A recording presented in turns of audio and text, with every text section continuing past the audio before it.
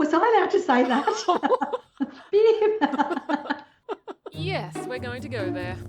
And we have a cat in studio.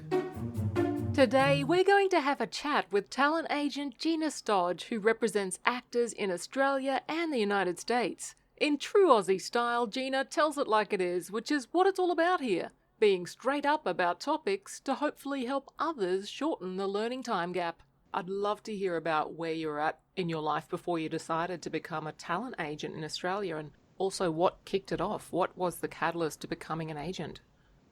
My whole working career has been a medical secretary. I worked for a psychiatrist and I was very happy. But my other part-time career was being a stage mother to my son, who is an actor, Jason. So basically, something happened along the way in his career early on. He got a big budget feature film. I don't know if I can talk about it, but he was ripped off in a mega way. By the production company, or was he represented at the time he got that? It was represented by someone, okay, yes. Right. So I tried to step in then and fix it because we were naive. We didn't know back then that even little things, we found out later that he was being ripped off, and not just him, all his mates that were in the same agency. Little things like getting rollovers for commercials. We didn't know that commercial that had been on air for the last 5 years, he was meant to get a rollover. Oh, so they just didn't say anything.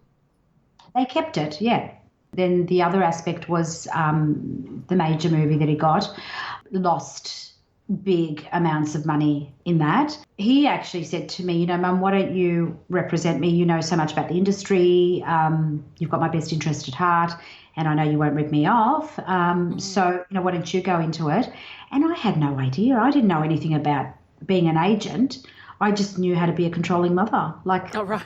Was good at that. You mentioned that he said you knew about the industry. Is that because you'd just seen what was going on and you were taking interest? No, I was hungry. If I was an actor, I reckon I'd be successful because I read every book. I used to order from the Samuel French bookshops in LA books about the industry. I learned everything an actor should know. It was just, I was a sponge. Like I was reading so much. Wow. Every day the postman would come with the delivery of another book. Did you want to become an actor? Was that what spurred your interest, or you just loved the whole industry and everything about it? No, I just wanted my son to succeed. I was going to do everything in my power to help him succeed. And I felt like to be a good stage mother, I need to know everything about it and how not to piss off casting directors by, contacting them directly. Oh, right. That sort of stuff. Is that in Australia or the US or everywhere in the world?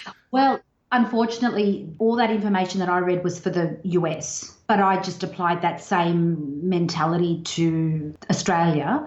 There was no books at the time written by any Australians for Australians. It was just all the US market stuff. What were some of the first steps you took to become an agent in Australia? You had this knowledge based on your desire to help your son, and you acquired the knowledge because you were hungry for it. So how do you actually go about becoming an agent?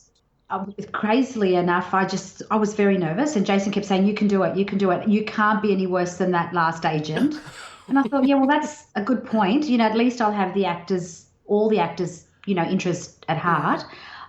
So he actually mentioned to some of his acting friends from drama school, as well as some of the people that we knew that were in that agency, if they'd be interested if I were to represent them. And they said, yeah, sure. You can't be any worse than what we've got. Yeah. So let's give it a go. So I knew that I would have at least some people that would join my agency. And I thought, I could run an agency with 10 people. Why not? Do you have to register or anything to become a legit agent? Okay.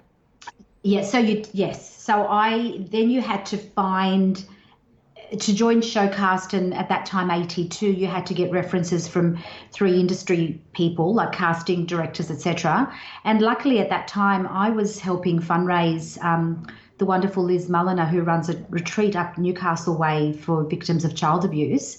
And she's, Australia famous, and she gave me a lovely reference letter.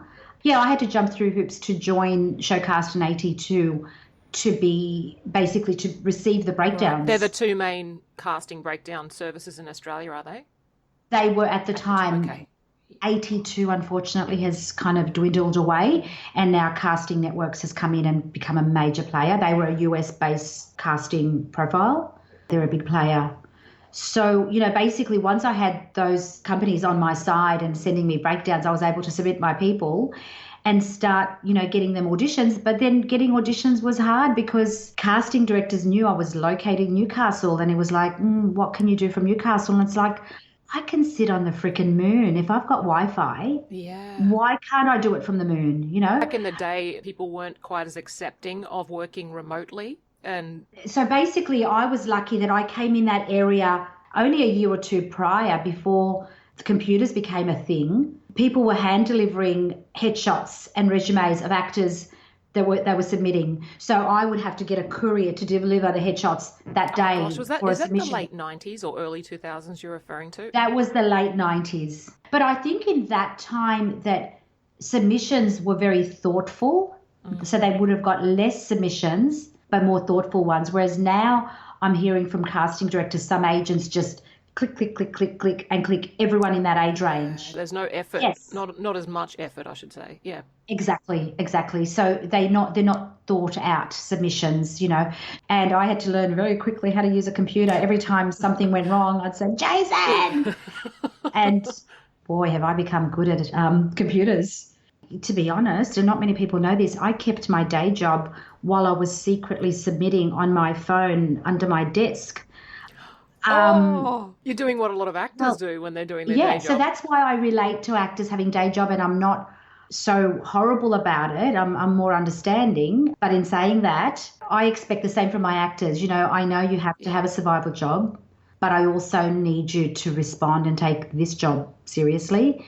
So, I get a bit of a psycho bitch, maybe. Has the industry caused that to become the norm now, where you need to respond quicker? Actors Yes. also have to be able to drop their job and go to something in a shorter time frame than usual. Is that Absolutely. I okay? think the more technology we have and the easier things have become, the more demands. We have everything at the tip of our fingers and we still have no time. The more we have to cram What's in. an example of the quickest turnaround you've received, like a breakdown where you needed the actor to be available to audition? Look, there's some casting directors who are very unrealistic, and I won't mention any names, but I've had people who, they've got an audition at 3 o'clock today, and that casting director will ring me at 12 o'clock and say, I need to see Joe Blow like now, but his audition's at 3 o'clock. No, I need to see him now. And it's like, So it can be ugh. literally a few hours' notice. Yeah, not often. It usually is 24-hour notice turnaround though. So you could get an audition 5:30 this evening for tomorrow morning at 9:20, and you have to say yes. So whether you can make it happen with work or That's not, amazing because a or lot of jobs require 2 weeks' notice if you want to take an annual leave day. yeah, So that probably, yeah, that makes it a bit rough, doesn't it? it makes it very hard. It makes it very hard. And the thing is, actors have to have a survival job. So how many years have you been representing actors in Australia and the United States? Okay, so Australia's been about 18 years, and I think it could be 18 or 19. I haven't sat down to think about it, but a long time. And the US, 10 years in LA and about 4 in New York. Have you noticed any particular pattern with which actors break through or book lots of work and those who don't? And if there's a pattern, what is it? To be honest, 18, 19 years ago, what I found was if I could find an actor who was commercial, good looking, over 40, this is Australia I'm talking about, I knew even if they couldn't act, I knew I could get them auditions and I can get them to book the role. Anyone in their 60s was like, wow, I'm hanging on to you and I know I'm going to get work. But now it's done a flip. So Right. now I've got no idea. When I'm taking someone on, I never guarantee to an actor that, oh yeah, I'm going to get you work. And if an agent says that to you, I think they're lying. No matter how talented you are, you just don't know. So my thing with actors is I try and get them little shitty auditions with good quality casting officers just to get them seen and loved. And Yeah. that's what I found has been the key for me. Once a casting office knows you, the first time they'll see you and say, oh, she was pretty good and she was professional. Or next time you go in, wow, she delivered. She was great. So you become basically someone they can trust and rely on. And I think that's the key. So building the relationship trumps talent and good looks. I think so. I think so. Being very, was going to say business savvy, but professional. Professional is very important, because if you're a great actor and you're an asshole, nobody wants to work with you. Gone are those days. I Yeah, mean, that being a diva back in the abs- 40s, 50s, that was part of the parcel of acting. yeah, but no, not now. A casting director's not going to risk submitting you or putting you forward or pitching you to their client when you're an asshole, knowing that that client will say, wow, she was impossible to work with. I don't want to work with her again. And I don't want to work with that casting director again, because he's put her forward. He pushed for her. And then in turn, that casting director won't want to work with me because I delivered someone who wasn't easy to work with.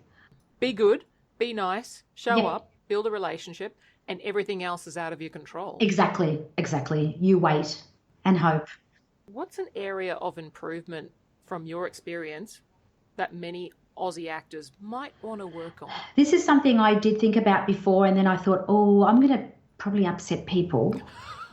This is why the podcast is existing. Okay. And I'm talking generally now, and I mean, this doesn't go for all actors, but what I've found with my American actors, and that's Americans living in America, not my Australians who live in America, Right. no matter how experienced they are, they're doing ongoing classes. And I'm not talking about casting director workshops or whatever. I'm talking about ongoing acting classes.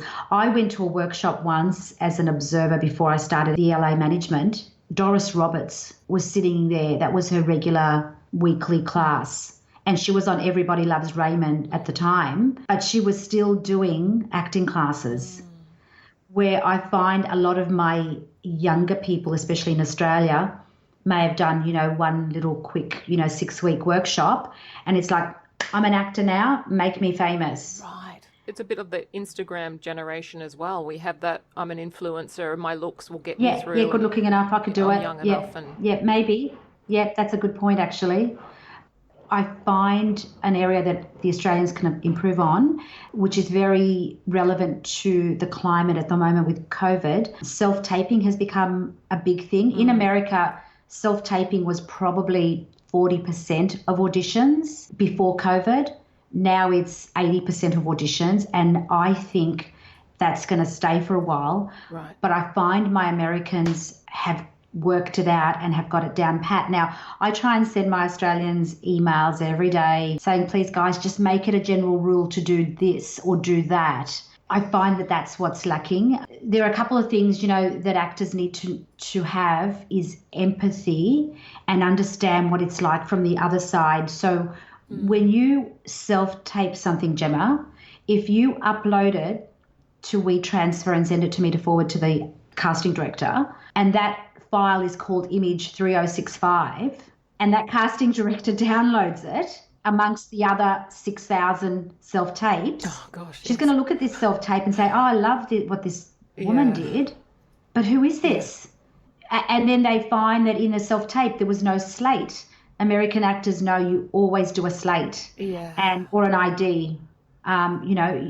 You say your name, your height, who your agent is, the name of the project, and the character you're reading for. That's something that you have to get into a habit of, and, it just makes life so much easier for everybody. Yeah, because with casting directors also being crunched for time and going through, like you said, 6,000 odd tapes, that's the risk you take where they say, they're good, but if I have to spend extra time figuring out who they are, there's a lot of other people who are just as good, we'll go with that.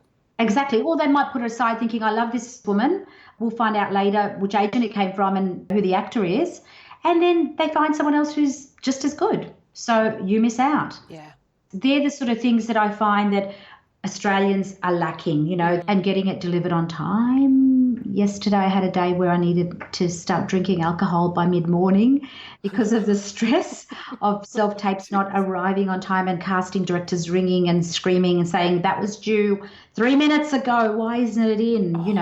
In LA, for example, and like New York, on breakdown services, we've been using a thing called EcoCast. So if you get a EcoCast invitation, it means it's a self-tape invitation.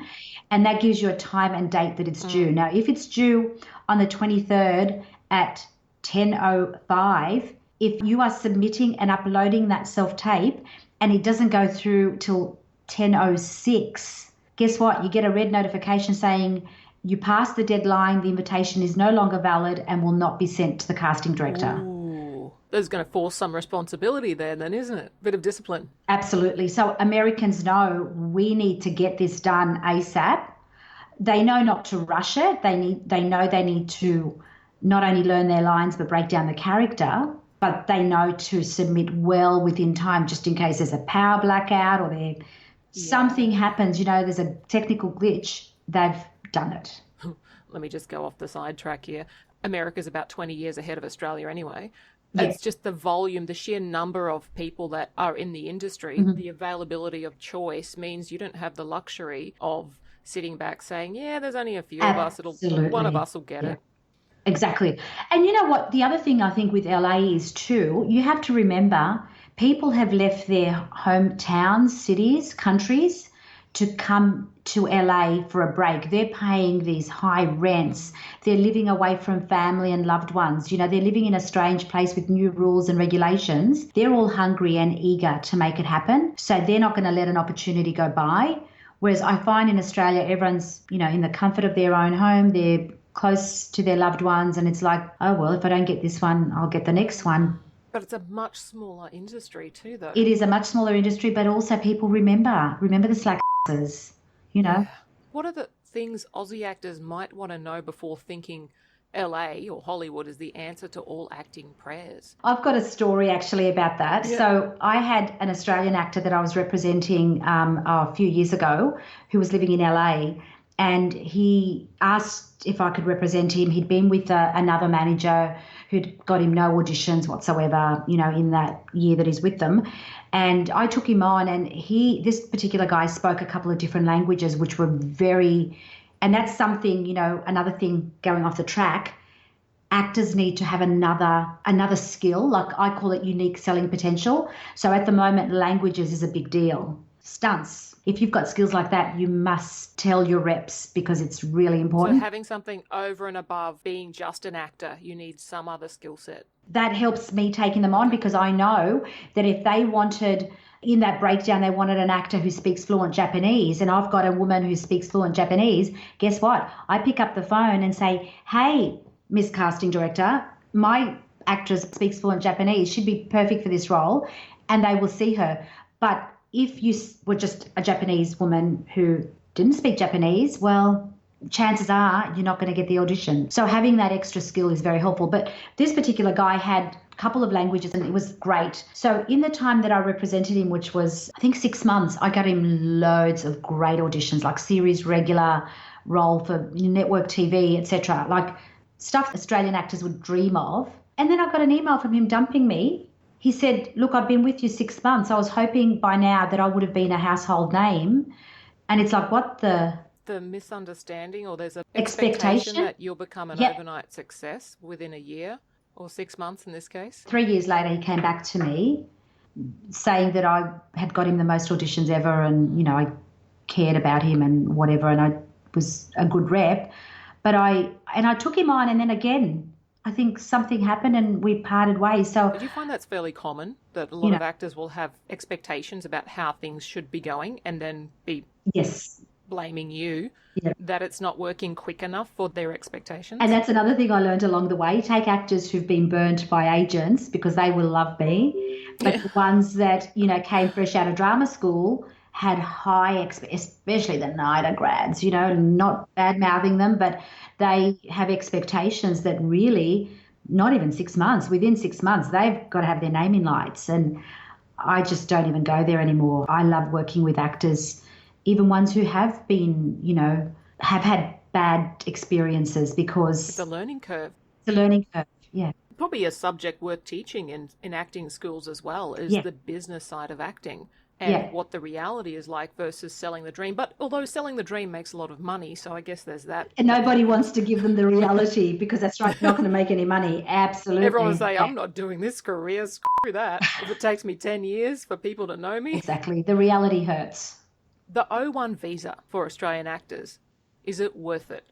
Just to give a bit of background here, I understand it can cost about $7,000 to get all your paperwork and apply. That does not guarantee you'll get it. Yeah, that's right. Most good immigration attorneys, if they don't think your materials are of higher quality, they'll say to you, look, go away. Some, in my experience, again, I have learned so much through my son, and I have lost so much money to immigration attorneys in the early days when we were both very raw, ripped him off. Oh man, we must have target symbols on our heads.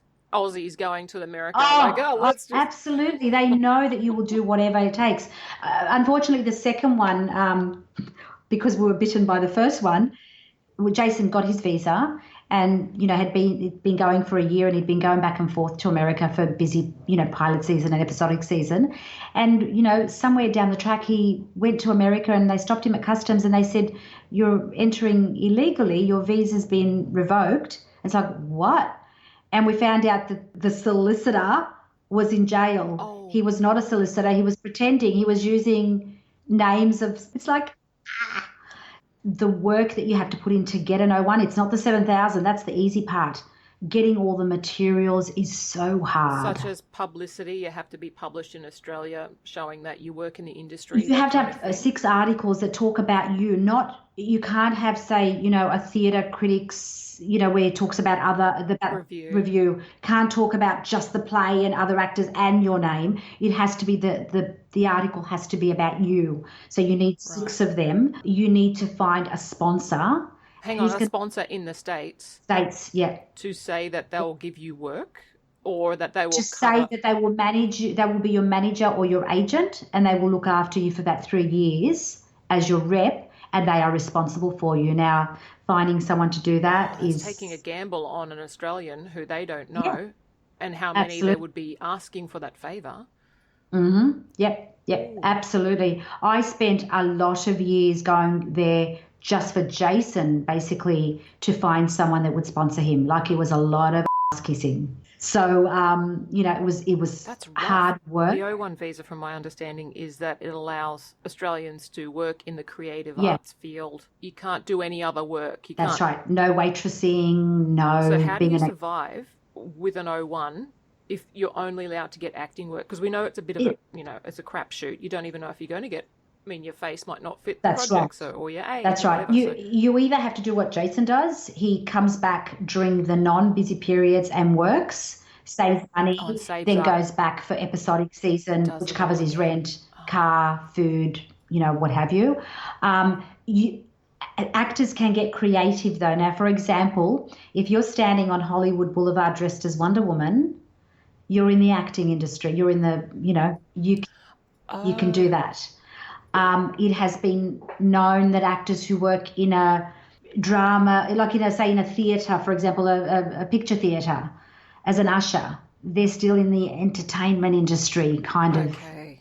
So assuming that, you get the visa, you go through all that rigmarole, you're working the jobs that you can work over in the States in order to survive, or you're doing the back and forward, like your son does. Is everybody quite open to it? We're talking production, studios, casting, directors, all the rest of it. Are they happy with people in O1s? No, so that's another area. So when you say, is it worth it? I don't know. I don't know what to say. I mean, Jason has renewed his 3 times because at least it's giving him the opportunity to work in feature films, for example, and commercials. But there's a lot of networks that will not use O1 visas. It used to be NBC only, and then about 3 or 4 other networks came on board and said no. Jason has come so close to booking a recurring role on network TV shows, and they've said, can we check his availability? We need to check blah, blah, blah, blah, blah. It's all kind of almost done and dusted. And then they said, oh, one more thing, can we check his visa status? And I go, yes, what? It's an O1 visa. And they go, oh, we'll come back to you. What's the trouble with the O1 visa? Why is it something that's now, I mean, it used to be that's the holy grail. Yay, I can become, Like, when did that start transitioning, and what do you think might have caused it? Okay, so I don't know if this is a rumour, but this is what I've heard, and it makes sense. So there was an Australian actor who booked a series regular role on his O1 visa on a big network TV show, and they were shooting in Vegas. So they had to pay for, housing, transportation, living away from home allowances, etc., for all the big name actors. So they put up quite a bit of money, yeah. A lot of money. And they were saying to the guy, look, we need to get a copy of your visa to give payroll, just before we pay you. And I'm giving you the gist of it. But anyway, he kept putting it off and just kept shooting. And 2 weeks into it, they said, look, we can't shoot anymore. Payroll needs to have the copy of your visa before they can pay you. We can't go on anymore. Yeah. What had happened was his visa had expired a month prior. He had paid for an expedited visa to be done quickly and hadn't come through. So during that period of the shoot, he was working illegally. Technically not. Oh, working without a visa, even though you can see why there's that bridging gap. Oh my gosh. Yes. Okay. So then they had to drop him from the project, had to hire another actor and reshoot 2 weeks worth of big name actors with their big name salaries. No. Because of this one guy. So that's interesting to know. So film studios tend to be a little open to O1 visas. Very and open. Maybe some commercial. And most commercials and most films that are not networks are not. Okay. And networks for TV, so a lot of them are not. Don't bother. Okay. Yeah. Ooh. So it's hard to say, whether, you should go for an O1 visa because, at least you've got some opportunity to build your credits and working out the lay of the land and, all that sort of stuff. How do you find the American and Australian creative arts industries or actors differ? What I love about America is they are willing to give new actors a go. They're hungry to discover the newest, best thing.